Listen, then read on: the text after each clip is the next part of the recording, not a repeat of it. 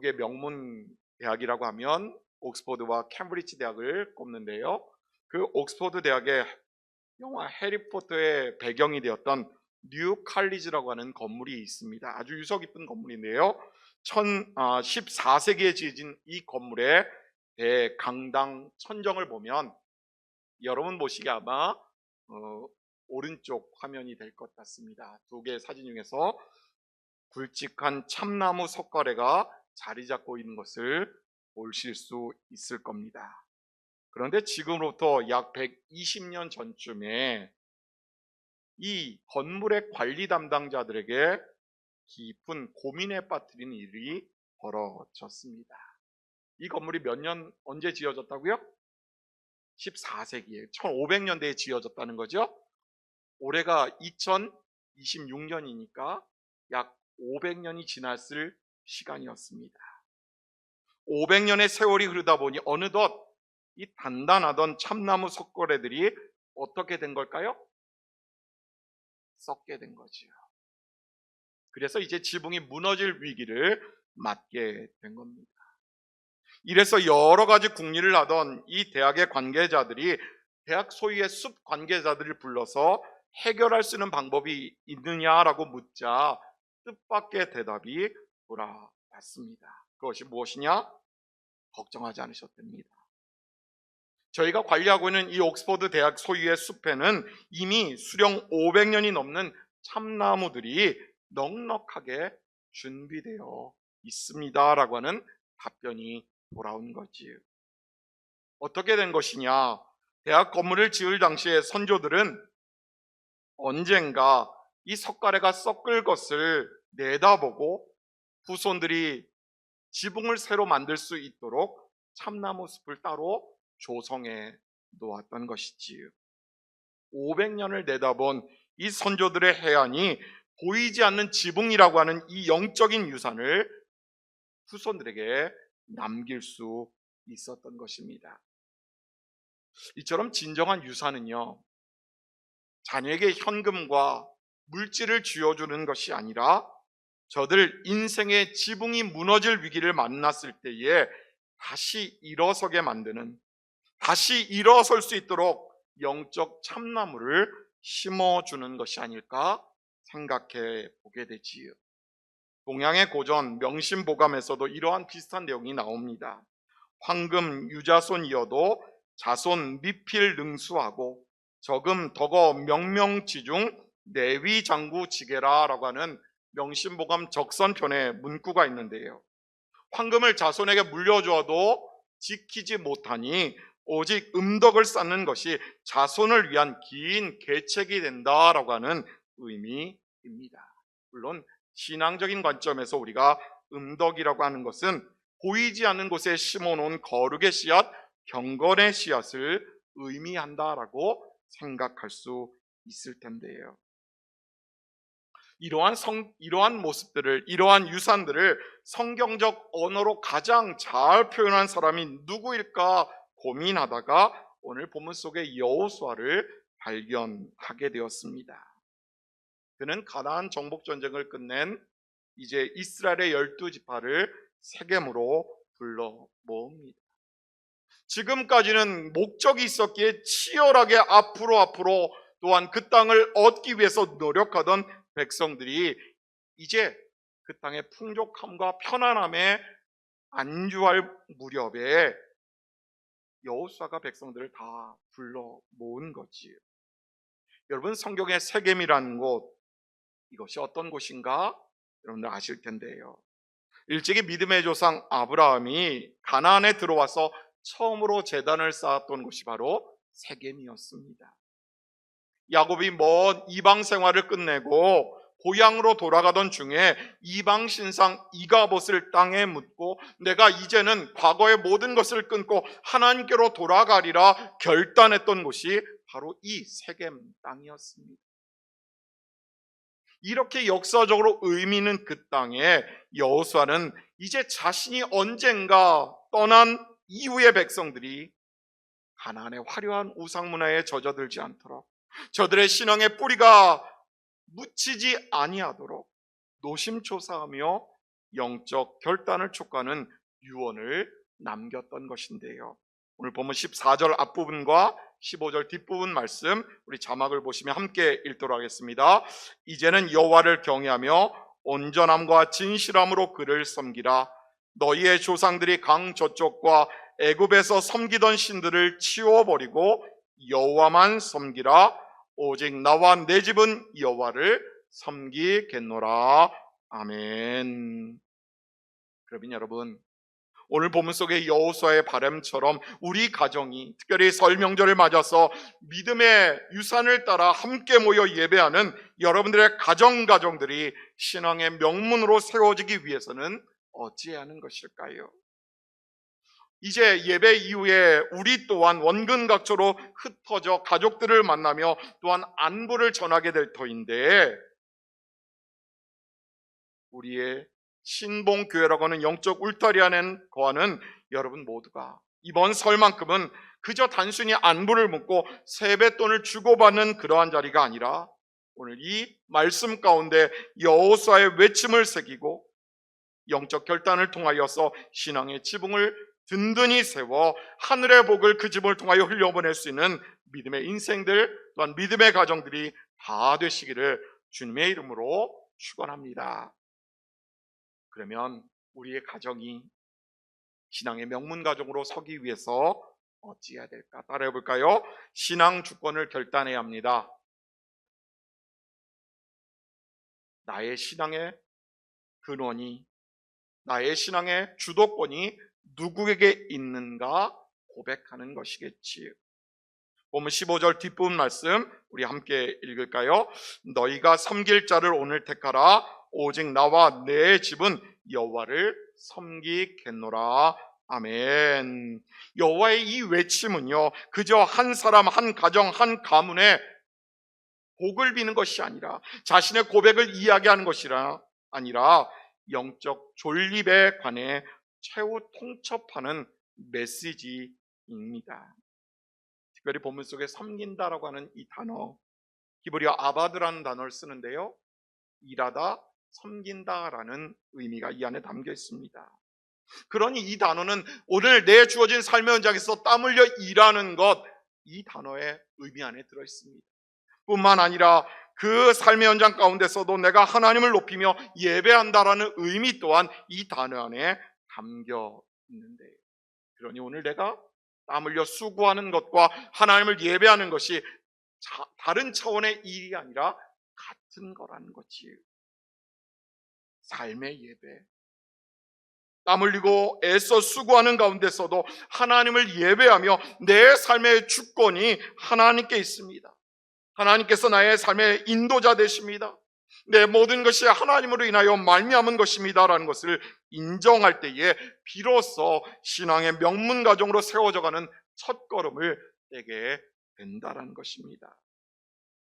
그래서 여호수아는 오늘 본문에서 너희가 섬길 자를 오늘 택하라 이렇게 외치고 있는 거지. 하나님을 섬길 것인지 아니면 애굽의 신과 지금까지 너에게 풍요를 주어준다고 하는 가나안의 우상을 섬길 것인지 선택하라는 것입니다. 왜 그랬습니까? 애굽의 신뿐만 아니라 가나안의 여러 신들은 풍요와 다산을 주관한 것으로 알려져 있습니다. 백성들을 매일 꼬드기지요. 내가 태양과 비를 너희에게 알맞게 해줄게. 너희의 농사가 잘 되도록 많은 소출이 거둬질 수 있도록 내가 도와줄게. 뿐만 아니라 너의 자녀들이 많은 후손들을 얻을 수 있도록 그렇게 해줄게. 이렇게 속삭이면서 백성들을 유혹했기에 머리로는 하나님을 섬겨야 된다는 것을 알면서도 이스라엘 백성들이 뜻을 정하지 못한 채 그저 갈팡질팡하는 모습을 보여주었던 것입니다. 사실 오늘의 세상도 별반 다르지 않은 것 같습니다. 여전히 세상은 당장이라도 우리들에게 인생의 성공이라고 하는 것, 또한 그것으로 말미암는 여러 가지 지위와 안락함까지도 내가 주겠다라고 이야기하며 또한 우리를 유혹하면서 우리의 마음을 공격해 오고 있기에 그러한데요. 이제 여호수아가 어쩌면 우리들에게 묻습니다. 너희가 잠깐의 유익을 위해서 세상의 원리 앞에 무릎을 꿇을 것인가?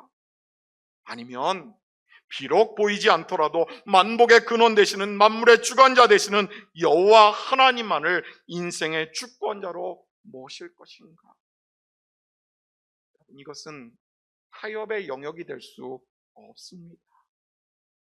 결국 세상을 섬기는 것은 나의 욕망을 숭배하는 것이 되겠지. 하지만 여호와를 섬긴다고 하는 것은 하나님의 다스리신 그분의 통치 가운데 나를 내어 맡기는 위대한 인생의 모험일 수도 있습니다. 이렇게 뜻을 정하지 못한 채 갈팡질팡하는 우리들 모두에게 예수님이 이렇게 말씀하지 않으실까요? 마태복음 6장 24절의 말씀인데요. 우리 함께 읽어볼까요? 한 사람이 두 주인을 섬기지 못할지니 너희가 하나님과 재물을 겸하여 섬기지 못하느니라. 아멘. 그렇습니다, 여러분.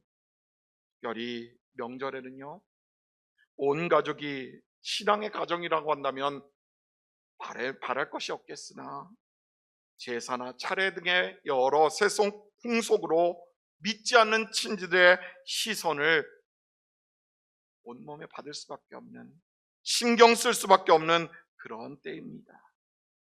그래서 적당히 타협하고 타협하고 싶은 유혹에 빠질 때가 참으로 많습니다. 돌이켜보면 그러하기에 어쩌면 명절은 우리의 신앙 결단을 다시 한번 확인할 수 있는 그러한 믿음의 현장이 될 수도 있다라는 것이지요.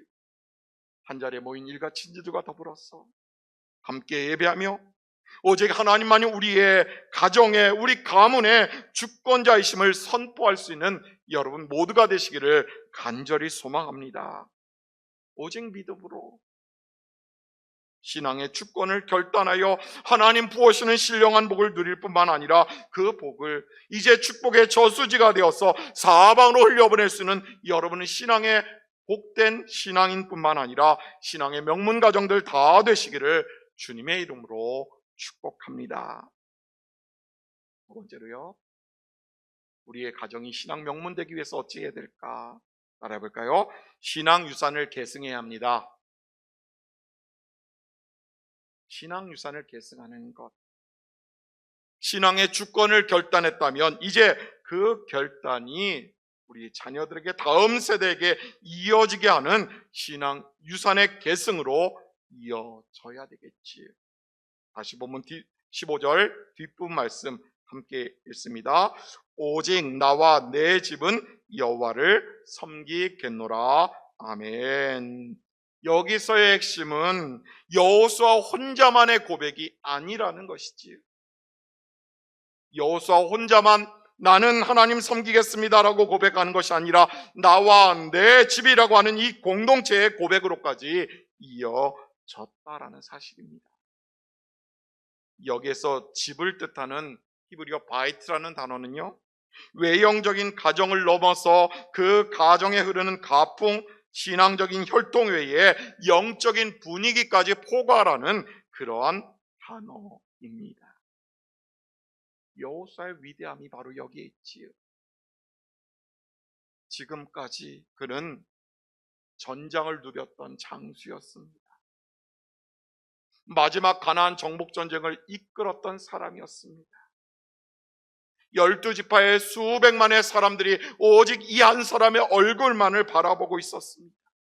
그럼에도 불구하고 그 분주함 가운데서도 개인의 경건은 물론이요, 자신을 위시한 가족들의 모두가 하나님을 경외하도록 이끄는 지도력을 발휘했다는 것입니다. 이처럼 신앙은요, 입으로 가르치는 것이 아닙니다. 신앙은 삶으로 보여주는 태도이겠지요. 더 나아가서 부모의 거룩한 삶에 자녀들이 흠뻑 젖어들 수 있도록 만드는 그런 은혜의 저수지를 이루어가는 것, 그 안에서 양분인 것을 더 빨아들이는 삼투압의 현상이 일어나는 것이라고 어느 신학자가 표현한 것을 들은 적이 있습니다. 무슨 의미일까요? 부모의 기도가 자녀의 공기가 되는 것이지, 부모의 예배가 자녀의 습관이 되는 이러한 분위기 속에서 그 가정은 결국 신앙의 명문이 될 수밖에 없다라는 것입니다. 설교를 시작하면서 여러분 옥스퍼드 대학의 선조들을 한번 떠올려 볼까요? 저들은 500년의 세월을 내다보았습니다. 이제 후손들이 썩은 석가래를 내다보면서 그러한 위기를 맞을 것을 알면서 참나무를 미리 심고 준비했습니다. 어떠한 마음으로 했을까요? 당장 내가 누릴 만한 그늘보다, 편안함보다 후손들이 누릴 영적인 안녕을 저들은 더 고민했던 결과이겠지. 여러분, 오늘 우리가 눈물로 쌓은 그 무릎 닿는 그 자리가 우리 자녀들의 인생의 영적인 참나무가 되어서 또한 그것을 자라나게 만드는 역사로 이루어지게 만들어야 하지 않겠습니까? 영국의 찰스 스펄전 목사님은 이렇게 이야기한 적이 있는데요. 자녀에게 신앙을 물려주지 않은 것은 아이들을 사자의 입속으로 밀어 넣는 것과 같다라고 말한 적이 있습니다. 그렇습니다. 우리가 물려줘야 할 가장 위대한 유산은 인생의 풍파 속에서도 흔들리지 않는 부모의 모습이겠지요. 하나님 부여잡고 기도하는 무릎 꿇을 쓰는 부모의 모습이라는 것을 오늘 우리는 기억해야 할 것입니다. 사랑하는 성도 여러분, 자녀 세대들에게, 믿음의 후대들에게 신앙 유산을 계승해서 더 성장하고 성숙하게 만드는 방법은 바로 부모가 하나님을 경외하는 신앙의 모델이 되어주는 것, 바로 그것입니다. 그 기도의 참나무가 자라나서 먼 훗날 자녀들의 인생에 지붕이 썩어갈 때에 저들을 다시 붙들어 일으켜 세울 수 있는 유일한 재료가 되기에 그러하겠지요. 따라서 이번 설명절은 자녀와 손자녀들에게 세상의 성공을 당부하는 자리가 아니라 또한 세뱃돈을 주고 또한 격려하고 칭찬하는 자리일 뿐만 아니라 신앙의 유산을 흘려보낼 수 있는 그러한 자리가 되기를 간절히 소망합니다. 뿐만 아니라 그렇게 이어받게 된 신앙의 유산을 계승해 나가리라 다짐할 수 있는 그러한 자리가 되기를 간절히 소망합니다. 부모의 신앙이 자녀의 실력이 되고 부모의 기도가 자녀의 방패가 되는 복된 은혜. 아마도 이곳에 일평생 자녀들 위하여 기도하셨던 믿음의 우리 어머님, 아버님들이 계실 텐데 그러한 은혜가, 그러한 놀라운 역사가 이번 설명절 가운데 우리 시몽의 가정들 모두에게 일어나게 되기를 주님의 이름으로 축복합니다. 마지막 세 번째로요, 우리의 가정이 신앙 명문 되기 위해서 어찌해야 될까? 따라해 볼까요? 신앙 복락을 선포해야 합니다. 내가 받은 은혜를 고백하고 선포해야 된다라는 이야기인데요. 복습 한번 해볼까요? 신앙의 명문 되기 위해서 첫 번째 뭐라고 말씀드렸죠? 신앙의 주권을 결단하라 말씀드렸습니다. 두 번째는요, 신앙의 유산을 계승하라 말씀드렸습니다. 그리고 세 번째로요, 신앙의 복락을 선포하라 말씀드립니다. 우리의 가정이 신앙의 명문으로 세워지기 위해 마지막으로 하나님이 주신 복락을 이제 가족의 심령 가운데 직접 선포하는 것. 실제로 여호사는 백성들 앞에서 하나님이 저들을 위하여 행하셨던 놀라운 일들을, 지도자로서 백성들이 보지 못했던 일들을 과감하게 또 구체적으로 선언하고 있는데요. 보면 17절과 18절 말씀 우리 함께 읽지요. 우리 하나님 여호와께서 친히 우리와 우리 조상들을 인도하여 우리 목전에서 그 큰 이적들을 행하시고 우리를 보호하셨음이며 이 땅에 거주하던 아모리 족속을 우리 앞에서 쫓아내셨음이라. 아멘.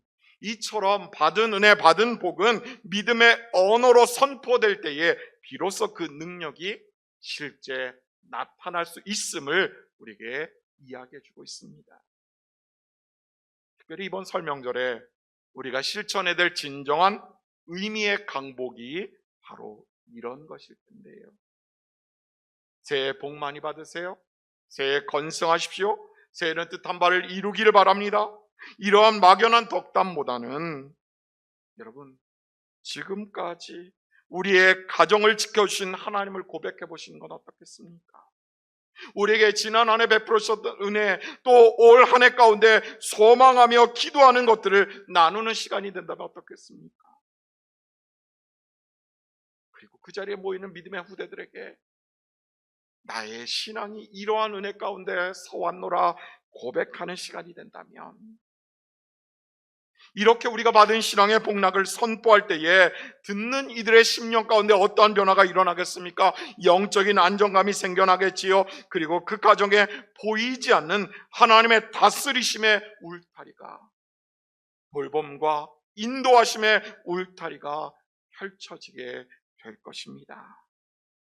바라기는 이러한 은혜가 우리 신봉의 것들 모두에게 넘쳐나게 되기를 주님의 이름으로 축복합니다. 지난 2024년에 100세로 세상을 떠난 미국의 제39대 대통령 지미 카터의 가정 가운데 전해지는 이야기입니다. 이 가족에는 아름다운 전통이 있다고 합니다.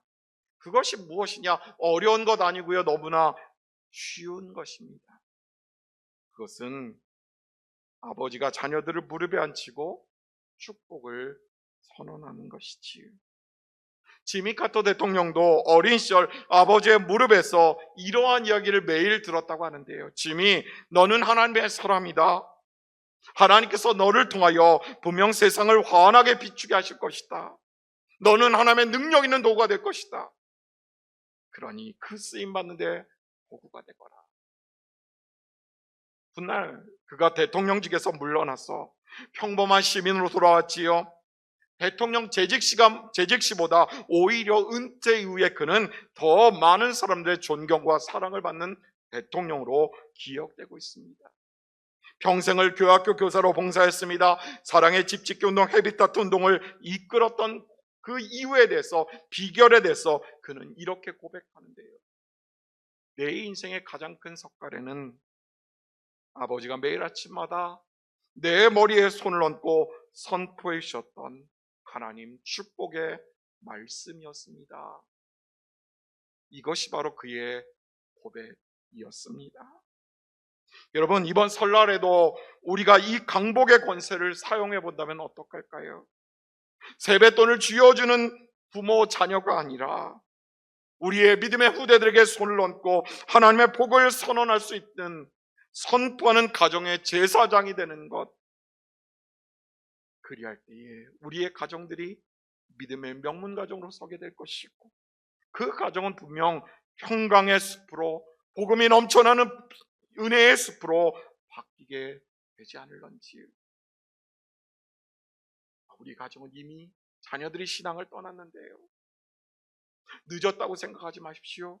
바로 오늘부터 다시 그 기도의 탑을 새로 쌓아가면 분명 하나님께서 들으시고 이루어 주실 줄로 믿습니다.